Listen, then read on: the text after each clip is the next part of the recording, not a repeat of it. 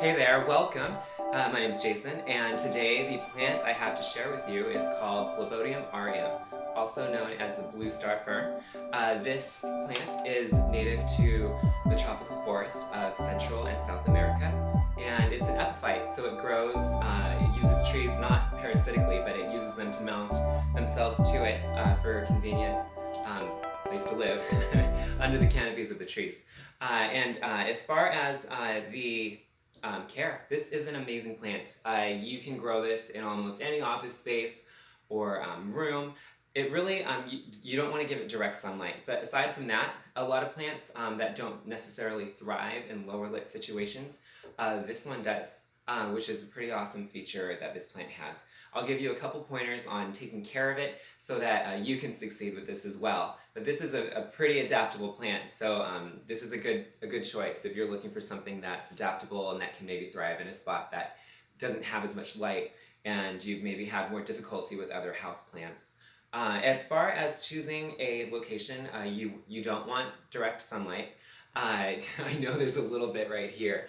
This isn't the permanent location for this plant. So yes, the sun is setting and it's coming through the window and on the leaves. So this is what you don't want. This is what you do want. Direct sun, bright and direct light. Bright and direct light to lower indirect light works great for this plant. As far as choosing a pot size, I recommend a 6 to an 8-inch size pot. And when I mean 6 to 8 inch, I mean that in the plastic pot. These are really great because they help the plant maintain a level of humidity, which the plant does want. It also wants the soil to not be overly wet for too long. It doesn't, that can cause rot on the rhizomes. The rhizomes are at the base of this plant. Maybe I can use the sun to get some light on them. But if you can see that, this golden, fur, fuzzy stuff at the base on the rhizomes, that's actually where this plant gets the aureum in its name, because it's Phlebodium aureum. Aureum means gold, and they're referring to this fur that's on the rhizomes. And so that's where this plant gets its name.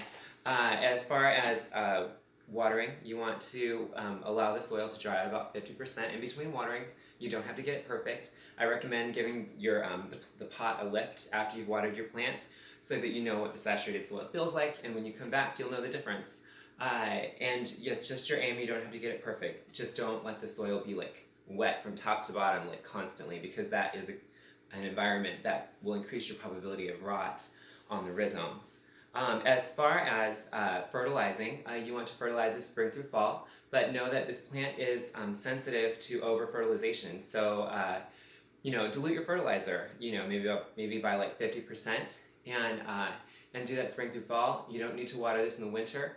I have a video called plant bath.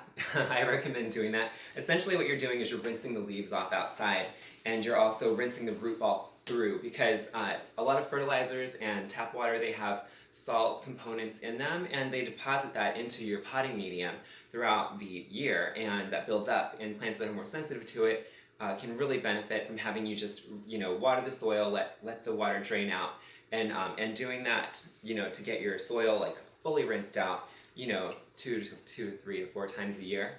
Your plant will love that. If you've never done it, it's fine, but if you do it, you'll definitely see the benefits that you'll reap. Also, if a lot of dust accumulates on the leaves of your plant, especially plants with these beautiful fronds that are blue, gray, green in color, those colors will pop a lot more if they're clean. And as far as repotting, you want to repot this every 2 to 3 years. And like I said, I recommend a 6 to an 8-inch size pot. And the type of soil, remember we want that well-drained soil that does maintain a level of moisture. This plant also desires a soil pH of 5.5 to 6, which is acidic.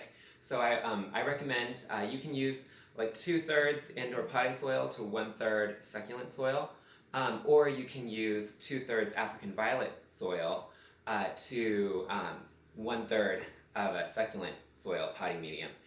Because with that combo, the African violet soil actually is made for plants that want an acidic pH in the soil, and it's a potting medium that has been formulated to have that acidity level. And then you have the succulent soil added, and that adds some porosity and some airspace into the soil. And those two things together, I feel like create a really nice environment for the potting medium of this plant. There are a lot of different ways and mediums to pot this plant up. I've even seen, and heard of people using bark, which, could work for some people. I've never tried that, so I can't really tell you that's worked for me. But yeah, I recommend the African violet and the succulent soil for the reasons of acidity and porosity and maintaining a level of moisture. As far as fertilization goes, I like to go and buy Espoma, African violet, and also Orchid Fertilizer. I like those because they have the beneficial bacteria that have been formulated for those. But what I really like about the African violet fertilizer is that it has, it knows that African violets want that acidity, and so it's been formulated in a way that encourages the soil to maintain a pH that's suitable for African violets, the acidic soil. So I use that, and it's usually like not a very strong fertilizer, which is also nice, as well as the orchid fertilizer is very similarly. Orchid fertilizer is made for epiphytic plants, and this is an epiphyte, so I just feel it's beneficial. It doesn't have to be that complicated. You could just use like the African violet fertilizer. If you didn't have access to that and you just had indoor plant fertilizer, you can use that as well. Just really dilute it and don't use too much of it because this plant doesn't need too much fertilizer. As far as misting, you can mist this occasionally. As far as misting the fronds with purified water, it does appreciate that. Maybe twice a week you can do that if you like. Yeah, as far as choosing your decorative pot, I call them glorified saucers. When there's no drainage hole in the bottom, like this is a glorified saucer, it's sealed, and so you can use this as the saucer for your plant.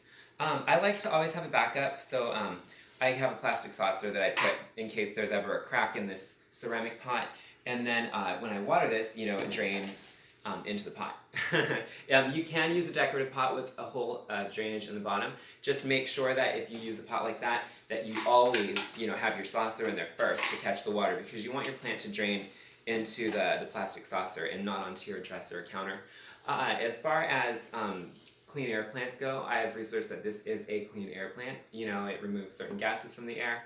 It also creates oxygen, and it's an awesome plant. I love the adaptability. That's one of my favorite things about this plant, because not all plants are incredibly adaptable. A lot of the most popular ones are. There are a lot of popular ones. But when you're really trying to get a plant to thrive in that lower lit corner of your room, it can be a challenge. And I feel like this plant really, really helps meet the challenge. So you can grow this in a pot sitting on a counter. You can also hang it if you wanted this plant to hang. As far as the size, it grows about 3 feet tall and wide, kind of sprawls like you can see it doing right here. But yeah, this is a great plant. If there's any questions that maybe you have about this plant, feel free to let me know in the comments below. And if you haven't subscribed, please subscribe to my channel. Once again, thank you so much for hanging out today. This is Phlebodium aureum, also known as the blue star fern, and my name is Jason. Thanks again.